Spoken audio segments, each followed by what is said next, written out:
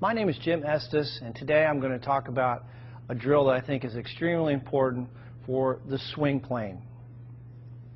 So what I want you to do is, and this, by the way, is going to give you an instant understanding of exactly the feeling you want to have in the golf swing. Take a club.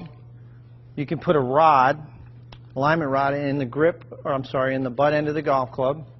Take the golf club, turn it like you're going to hold it, and then what I want you to do is take that club, put it right against your left hip, so you're holding both clubs here.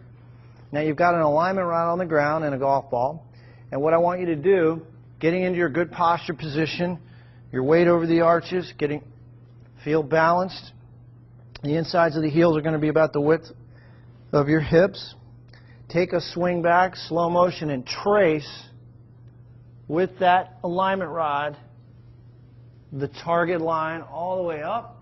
The shaft should be parallel to your target line at the top, and then slowly coming down, trace the line. And do this in slow motion. Right into the impact position. So this is a great feedback tool, visual feedback tool for learning the proper swing plane. Go right to your impact position.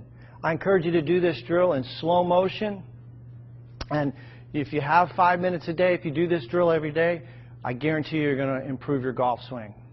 So again, I think you'll find this to be extremely helpful. JimEstesGolf.com if you have any questions.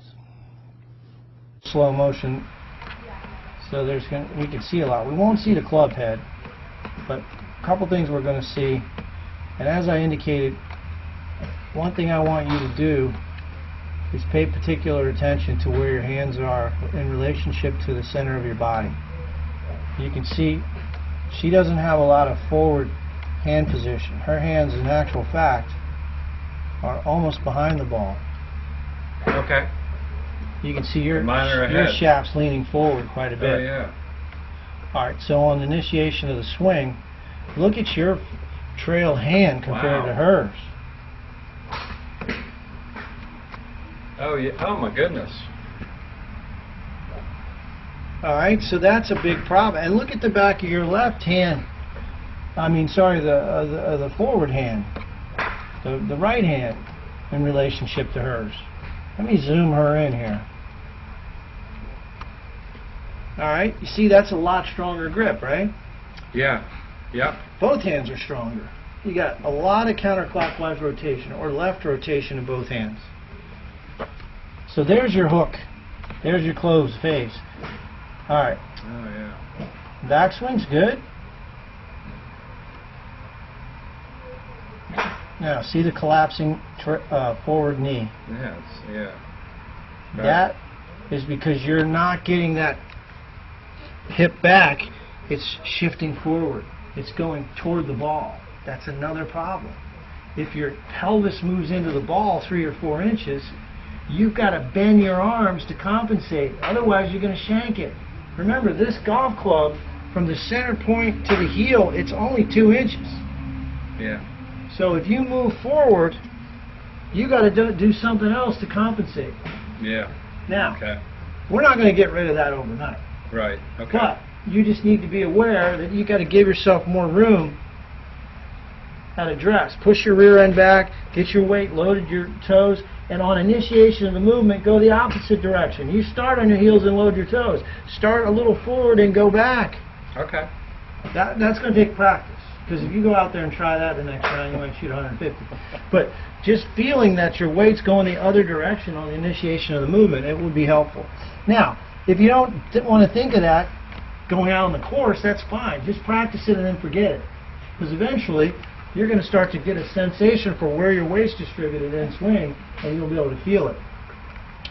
So, here's what I think you can digest the next time you go out. Make a little bit of adjustment in your grip. Definitely. You know, I think that for sure. Well, probably my feet, maybe. Yep. Don't be on my heels. Right. And just set up, like you said, good posture, and feel like your weight, not so much knee flex. You don't want your pelvis underneath you. All right. You know, if you were going to pick up something Okay, heavy, so- the way you get in posture, let me just tell you this, because this is important. The way you get in posture is slide your hands down your thighs till you reach the top of your knees, and then put your hands together. As you slide your hands down your thighs, you're pushing your hips back the same amount. So if you were going to pick up something really heavy, let's say you're going to pick up your bed, for example, you wouldn't go like this to pick it up. You'd go like that to pick it up. Why? Because you're going to engage your glutes. You're going to Okay. engage your bigger muscles, and you'll tear your back up if you did this. Right. If you deadlift, that's how you deadlift. Okay. All right, so if you look at your setup, right, and you look at this girl's setup, what do you notice? Well, let's make a lot a more couple upright. notes. Your rear end is, I don't know what that distance is. It's probably a foot behind your heels. Oh yeah. She doesn't have anywhere near that. So Okay, right away you so can tell okay. you're sitting back and all your weight's on your heels. Your toes are actually off the ground. Was that the first one I hit? Yeah. Okay, not the one I last. No. One. Okay. Okay. All right. So that's all.